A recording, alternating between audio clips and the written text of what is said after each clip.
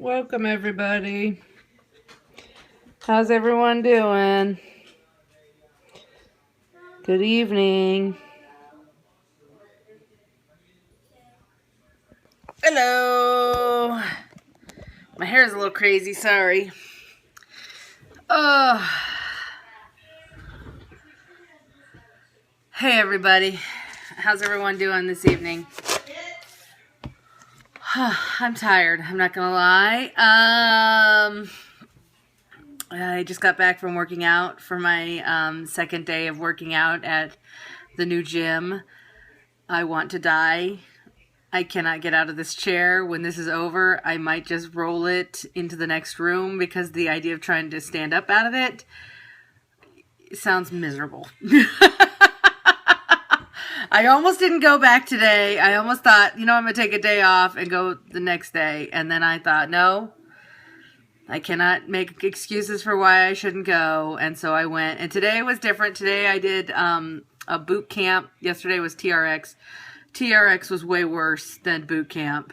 Boot camp was actually not so bad today. So, but oh man, I'm tired. And my shoulders hurt, and my legs hurt, and my brain hurts, and I just hurt. So anywho, so if I look like I'm ready to fall asleep, it's because I'm really tired. Okay. Okay, so let's talk about Jackie Collins, because we haven't done that, and obviously I want to talk about Jackie Collins because I loved her, and she was one of my favorite people in the whole wide world, and she died suddenly and unexpectedly for most of us. So I thought we should talk about her a little bit. So let me tell you how I first learned about Jackie Collins. I was maybe 16.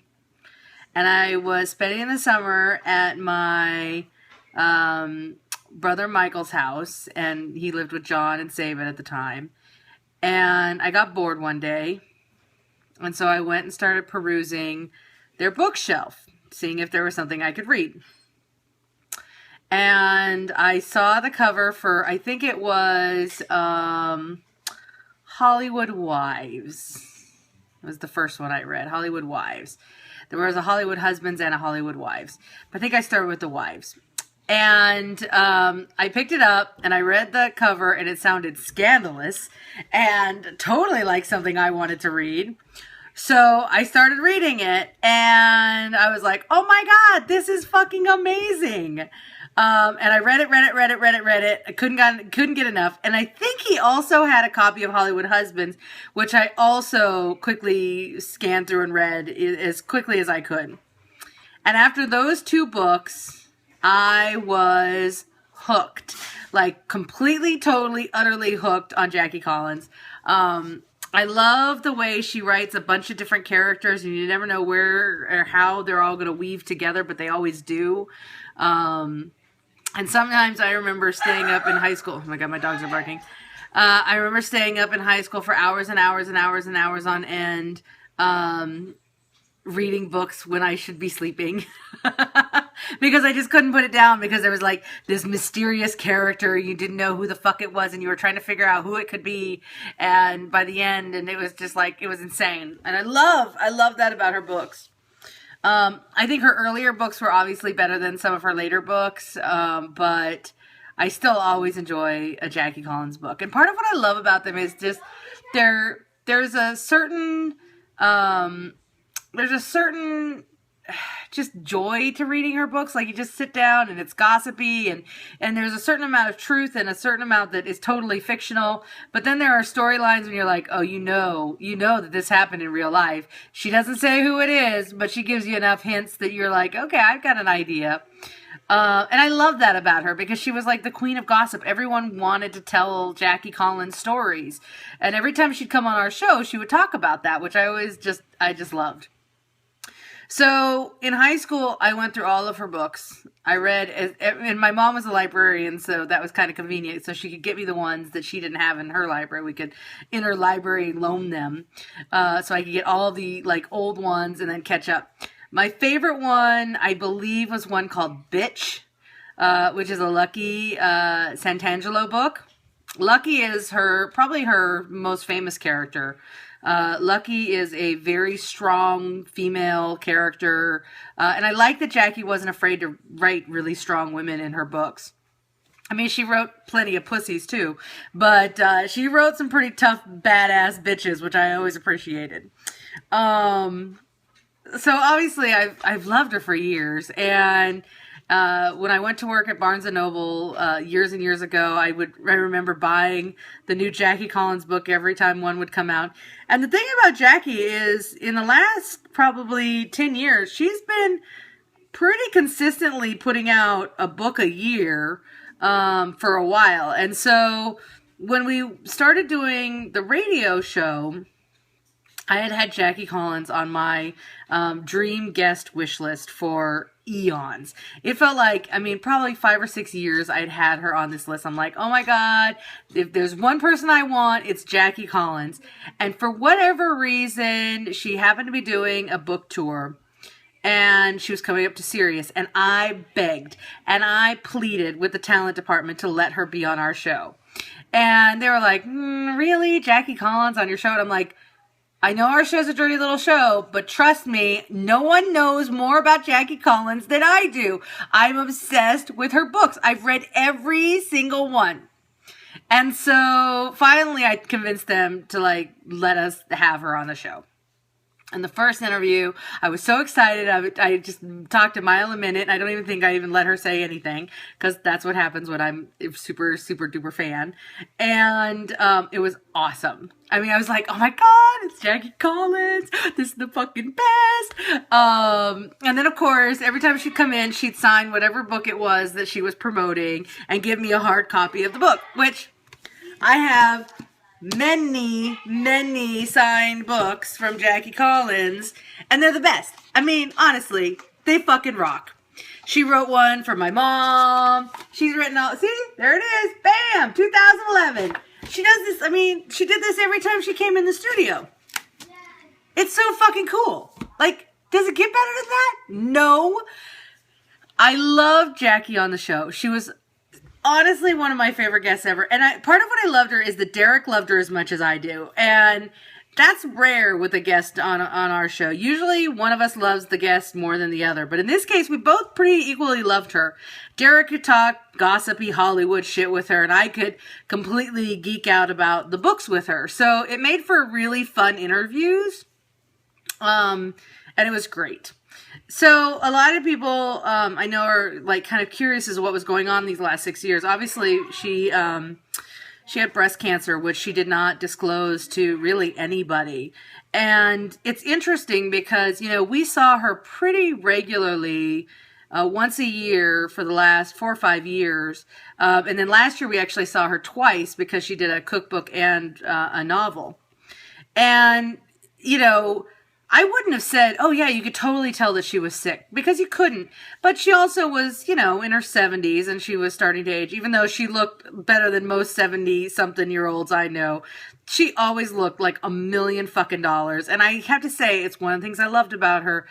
Everything about her just reeked class. I mean, God, the way she held herself, the way she conducted interviews, the way she showed as much interest in you as you showed in her. I mean, she's just a class act.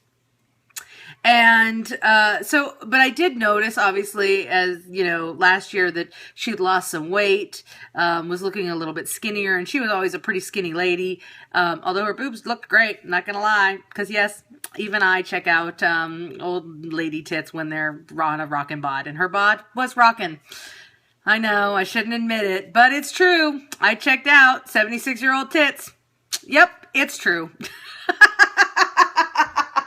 I'm a mess. What can I say? Anywho, but no, it was pretty surprising to hear that she had been sick for so long and that she hit it so well. You certainly couldn't tell by her energy level. Every time she came in, she was on. And I know she was working a lot these last few years, and I think now we kind of have a better understanding of why. My hope is, the last time she came in, she talked about how she was working on an autobiography, and my hope is that she got it either complete or nearly enough complete that we'll actually get to see that one day. Because I would really love to read that. I mean, the way she talked about her sister Joan and their relationship, I think it would be really fun to read a Jackie Collins autobiography. And we'll see. It sucks. I haven't been upset in like an angry kind of way about the cancellation of our show. Although I will say, on the day that our show was canceled, I was talking with the HR lady, and I said, we were supposed to have Jackie Collins on the show tonight, and she's my favorite guest. And I can't believe I don't get to talk to Jackie Collins tonight. And the HR lady goes, "Oh, I'm so sorry." And I'm sure she was, but I was so bummed on the day of that we weren't going to get to talk to Jackie that night. And now that this has happened and that Jackie has passed away, I'm pissed. I'm not gonna lie. Now I'm mad. I wasn't mad before, but now I'm actually kind of mad because I feel like I was robbed of my last chance to talk to Jackie Collins, and I loved her so much that it really fucking sucks. Like, it fucking sucks. I'm not gonna lie. I'm pissed, and it sucks.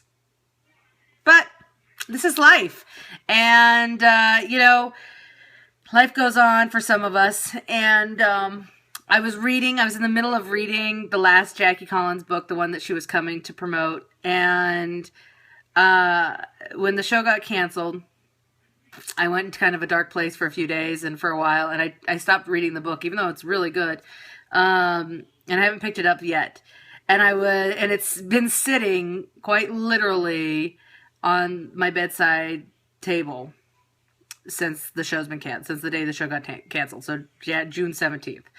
And I'm like, I'll get back into that book as soon as I get a chance. And then I've been super, super busy and I haven't had a chance. And then when I got home from my trip and Jackie had passed away, I went upstairs and there was Jackie just sitting on my bedside table, just waiting for me to pick that book up and start reading. So I'm going to get around to doing that. I think maybe next week I'm going to try to finish that book. But I was really sad. I don't know about you guys, but I was really sad. I was really bummed out that she passed away. It sucks. And I was really emotional. Like, I almost cried. Like, it was hard. And I didn't expect it to be. Because, I mean, she's my favorite author. And she's someone I've met a handful of times. And I've always enjoyed her company. But I was actually really emotionally distraught. And, I guess in a way, I'm glad that I had the opportunity to share Jackie with some of our audience who had maybe never heard of her or read one of her books. And if you haven't, I cannot recommend them enough. I love them. Especially if you just like are on vacation and you just need something juicy and gossipy and mysterious. They're really good. So just trust me. Don't read it. You'll always have one more book of hers after there are no more. Well, that's a good point. But I don't know. I feel like I can't leave a Jackie Collins book unread. That just seems wrong. I can't do that. That was her gift to us, and I feel like we should receive it. I don't know. Anywho. So that's what I have to say about Jackie Collins. I'm very sad, and I really am going to miss her, because she was awesome. She really was fucking awesome, you guys. And they just don't make women like that anymore, and I really wish they did, because she was awesome. Are you Romaine from Sirius Show? Yep, that's me. I'm Romaine, but I don't have a show on Sirius anymore, because it was canceled. So here I am on Periscope, fucking around. And with any luck, Derek and I will have a new show very soon. Cross your fingers, motherfuckers. One day, hopefully in the not so distant future, we'll find a home for the show. We have been looking. In fact, I spent the entire day today, oh my God, the entire day today working in my home studio. So, I got this whole new system, right? I got a new iMac, I got a new mixer, I got all this new equipment, and I've been setting it up. And so before I left on my trip, I had everything connected via the wires and everything, but I hadn't gone in and started making all the software sing together. And here's the thing. A lot of this equipment is equipment, A, I've never used before, or so much has changed even since I went to recording engineering school. So all this digital stuff is really complicated shit. So getting all of this network to sing and work together is taking some time. And I was starting to get really pissed off at it yesterday. It was really starting to frustrate the shit out of me. And so I stepped away from it, and I came back today, and I got a lot of progress done today. I feel like today I made a dent in getting this fucking network working together. That made me feel good. Hopefully, I'm praying that I can finish getting it put together so that I can actually start doing some fucking work. Because I know Derek wants to do some podcasting. And right now I'm like, I can't podcast off this fucking network yet because it's not working yet the way I want it to. Oh, that made me look really crazy just now. Anyway, but it's making me crazy. So I'm hoping it'll be done soon. Because, God, it's fucking frustrating putting this shit together. So,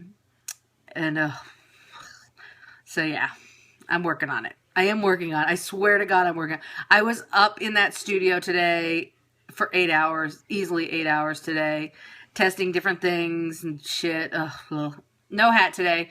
I went and worked out, and so I don't wear my hat when I work out. So my hair is like messy and crazy. So you're getting messy, crazy hair, Romaine, because I just got done working out. You've had 3 months off. No. Yeah, you make it sound like it's been a vacation. It has not. I have been working much harder since I've been laid off than I think I've worked in the last 2 years. And I'm not joking. Because you also have to remember, I just helped my wife launch a gym in which we completely came up with a brand, marketed it, remodeled the gym in less than 3 weeks. Been looking for a job. Which, by the way, is a full-time job. Had Romy all summer, so I was watching my daughter all the time. So raising a child full-time job. And what else have I been doing? Oh, gosh. Other things. I don't even know. Putting together a studio. So tired. And now I'm working out, and it hurts, and I hurt. Oh, God. I hurt in places I didn't even know I had, you guys. I think I did something to my neck tonight. Oh, I swear. I didn't realize how out of shape I was until I tried to sit down. Why don't I do a podcast? What part of I'm trying to set up a home studio so that Derek and I can podcast don't you understand? Where is the gym? I'm local. The gym is in Landing, Pennsylvania. Landing, New Jersey. It's called Resurgence Fitness and Performance, and the website is www.resurgencefp.com. You can get all the information about the gym right there. You can come work out with me. I'd love it. You can watch me suffer, which I do daily now. Oh, God. It's so hard. You guys, and my coach, Tara, because I refuse to take Iris's classes. I'm like, oh, no, I will not let Iris coach me. Absolutely fucking positively not. No way, no way, ever, no. I do not think so. And I don't want to do the CrossFit shit because it just seems too hard. Although I'm starting to second guess that. And I won't take her boyfriend Eli's classes either because he's so Mr. Gung-Ho happy face all the time that I would just want to punch him in his face. So I'm not taking his classes. So that only leaves me with one option, and that is my girl Tara. Now, I love Tara because, A, she is not all up in my face in happiness. I mean, she'd like me to be happy about working out, but I'm not going to be. Eli is cute. No, he is not gay. And Tara, I told her, I said, listen, bitch, you have to give me 1 month, one full fucking month to suffer, but don't try to kill me. 1 month before you can really start pushing me. And after a month, then you can start pushing. But until then, you just have to let me go at my own pace so that I can fucking do this and not die. And she did promise my wife she wouldn't kill me. So Tara's my girl. Tara's my coach. Although she wants me to go to TRX again tomorrow, and I don't know that I can because TRX is really hard. And when I compare the first day to today, the first day was TRX, today was boot camp. TRX was really hard. And I don't think I want to do TRX anymore because it's all about your core. And honestly, I can't sit down. I mean, I'm like a grandma trying to sit down. It's so bad. You guys don't even know. It is so bad. My thighs, oh my God, they hurt so bad. It's not good. I'm telling you.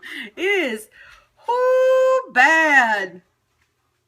Oh, I'm going to die.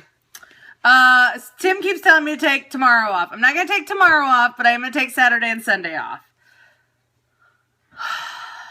Because, honestly, it did feel better today when I started working out. My legs stopped hurting as much. So you kind of have to keep using those muscles a little bit. They say, I don't know. I mean, if I start over on Monday and it hurts like this again, I'm going to cry. I'm going to cry. Legit. Tears are going to fall from my eyes. I'm going to cry and I'm going to wish for death. I don't want to die. All right, I got to get off this stupid thing before Iris comes in here and yells at me. Because she's been waiting to watch Empire, and so if I don't get in there quickly, she's going to murder me. And then I won't have to worry about CrossFit or TRX or any of those things killing me because she will kill me. So, on that note, I'm going to try to do these after my workouts moving forward. So, my Periscopes will be a little bit later in the evening. Probably closer to like 8:15-ish Eastern time. But anyway, so yeah. I will talk to you all soon. Kisses to my bitches. I love you guys. I'll talk to you later. Bye.